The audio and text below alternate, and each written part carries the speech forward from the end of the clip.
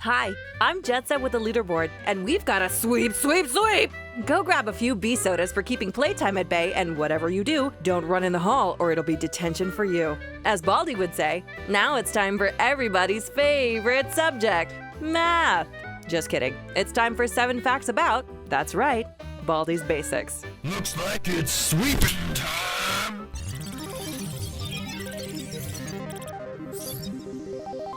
If you're like me, the first time you ever saw this game, you were probably like, where the heck did this even come from? For those of you who haven't played it, Baldi's Basics in Education and Learning is kind of horror spoof on the classically bad and weird edutainment games from the 90s. Edutainment games were intended to combine the educational value of, say, a 3rd grade level math test with all the fun and excitement of a PC game on CD-ROM. Some pretty famous examples are Amazon Trail, Thinkin' Things, and of course, Math Blasters. Though honestly, there were like a million of them on the market back in the day. Odds are good that if you were in elementary school in the 90s, you had to play a few of them in computer lab. Like Baldi's Basics, they all felt a little forced and odd, and they all had terrible graphics because, hello, it was the 90s. We're talking about back when Myst was still revolutionary. Also, given that our dear Baldi creator's Twitter handle is Mystman12, I imagine that he may have played the iconic PC adventure game once or twice himself before designing Baldi and his horrifying friends. I'm talking, of course, about Micah McGonigal, a young indie developer from Virginia who made Baldi's Basics as a contest entry for the 2018 Meta Game Jam earlier this spring. The Game Jam, and others like it, is a hackathon-inspired, themed, short-term challenge for indie game developers. Usually the devs competing have to start and complete a game in 24 hours or something equally ridiculous. As you might have guessed, the Meta Game Jam's theme was Games About Games, and was hosted by Xavier Eckel, who describes himself as a game jam host and experimental game developer. While Baldi's Basics didn't end up being the actual winner of the game jam itself, coming in second to a Windows-only interactive fiction game called Farfalle OS, it certainly is one of the most successful entries, having just recently broken over 1 million downloads. And, like any other suddenly popular PC game, now there are a handful of bootleg games available. As far as gameplay goes, Baldi's Basics seems to be inspired by the original Slender Man game by Parsec Productions, Slender the 8 Pages. But there are other references to pop culture scattered throughout the game as well, like the blackboard that says, "Look, a Homestar Runner reference." There was also a theory going around that the answer to the 3rd unsolvable math question in the notebooks was 42, a reference to the Douglas Adams' The Hitchhiker's Guide to the Galaxy, but this theory has since been disproven. The absurdity of the game is evident from the very start, in the instructions that follow the game's wonky-looking title card. All in-game text is set in Comic Sans, another throwback to the 90s. You may also know Comic Sans from shitpost memes and the weird dark corners of the internet where they proliferate.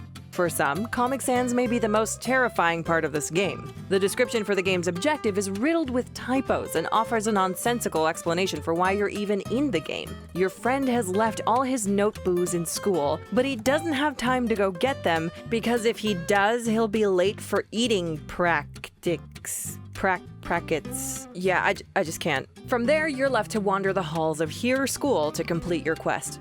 Baldi. Obviously, there can be no Baldi's Basics without Baldi himself. Designed in an intentionally terrible CGI style, Baldi is both the owner of Here School and your terrifying math teacher turned ruler-wielding serial killer. He is described in the principal's office as being a great teacher due to his incredible hearing abilities. And they're not kidding about that. Much like in Granny, another popular indie game, Baldi can hear any noise you and other characters make. But unlike Granny, he can tell who made each noise. Supposedly, Baldi is married, though there's some debate as to whether this union is canon, and he started off as a comic book character from the developer's childhood. Apparently when he was younger, McGonigal's sister made a comic book, so he wanted to make one too.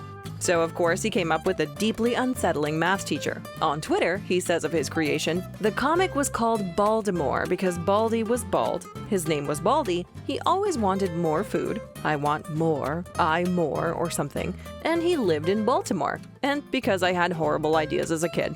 Supporting characters. But it's not only Baldi you have to worry about. No. Here school is packed with creepy classmates and faculty, like Playtime, who is truly the worst, along with having possibly the most haunting voice parts in the game, other than Filename 2, but we'll talk more about him when we get to the secret ending. Playtime is what you get when you cross the twins from The Shining with an actual child's terrible drawings with the most time-consuming minigame ever.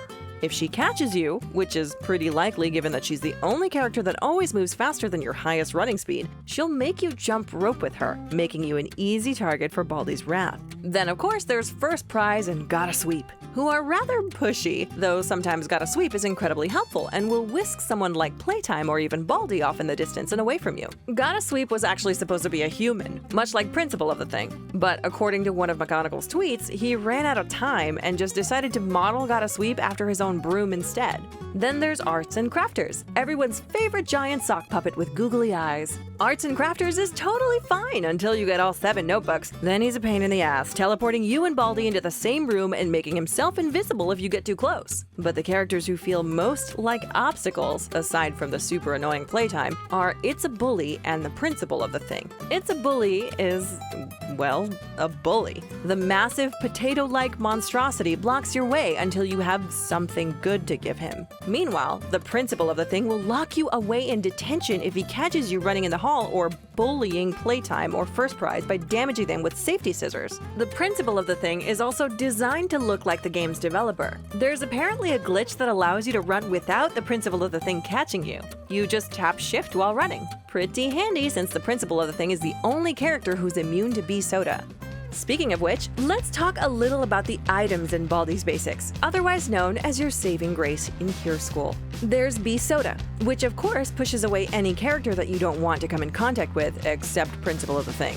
There's the Safety Scissors, which will help you deter Playtime and First Prize, but which are otherwise relatively useless. You can't use them to defend yourself against Baldi, for instance.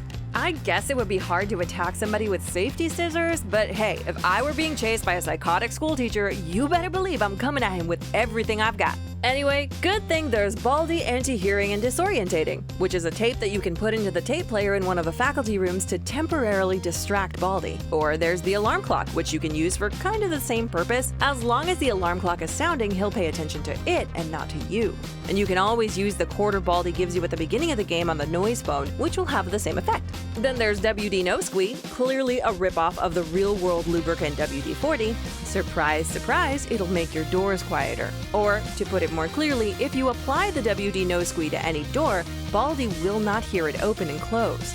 And last but certainly not least, probably the best item on the list other than Bee Soda is the yellow door lock, which allows you to stop Baldi in his tracks, as long as there's a door you can trap him behind. This item particularly comes in handy toward the end of the game when you're trying to escape the school. And while we're on the topic of endings, did you know that there's a secret ending to Baldi's Basics you can unlock? If you manage to survive what is essentially the hard mode of the game, where you intentionally get every single question wrong, even the solvable ones, risking a super speedy Baldi and one really tough time, you can access this secret ending. Instead of escaping the school, when you run through the exit doors in this mode, you'll see a screen that says, "You won." There's room for improvement though. Go see Baldi in his office for some tips. You are then, unsurprisingly, led into Baldi's office, where a huge glitched out version of Baldi is stretched in diagonal across the room. There's a new character, almost a husk of a person, standing behind a desk. A banana floats in the air randomly. The new character is, of course, Filename 2, and presumably he's the one speaking in the room. The audio file that plays sounds glitchy, almost burned out in places, and is utterly creepy. The gist of it is that Filename 2 is a person who once played Baldi's Basics who got stuck in the game and can now no longer get out. He says, "Don't tell anyone about this game. You wanna. Don't bring attention to yourself. Destroy it. Destroy the game. Destroy the game before it's too late. What I'm saying is get out of this while you still can." It's all really unsettling and wonderfully creepy. Due to the popularity of the free PC game, McGonagall is currently running a Kickstarter campaign to raise money to develop a full game that will be available on all platforms. His goal is to raise $50K, and he's already made almost $22K so far, so there's no real way of knowing whether or not we'll get this full version, but time will tell.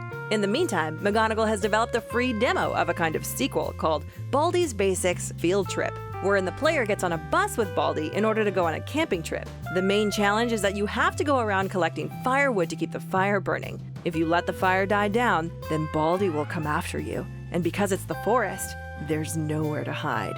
Hopefully, we'll see more demos like this one as the Kickstarter progresses. Well, friends, looks like school's out. Or more importantly, we're out of school. Baldi be damned. Better get our dear friend his notebooks and join him for eating practice. I'm Jetset, and thanks for watching 7 Facts about Baldi's Basics. And for more indie horror, check out our 7 Facts video about Grady. Thanks for watching. Make sure to like and follow the leaderboard for more videos.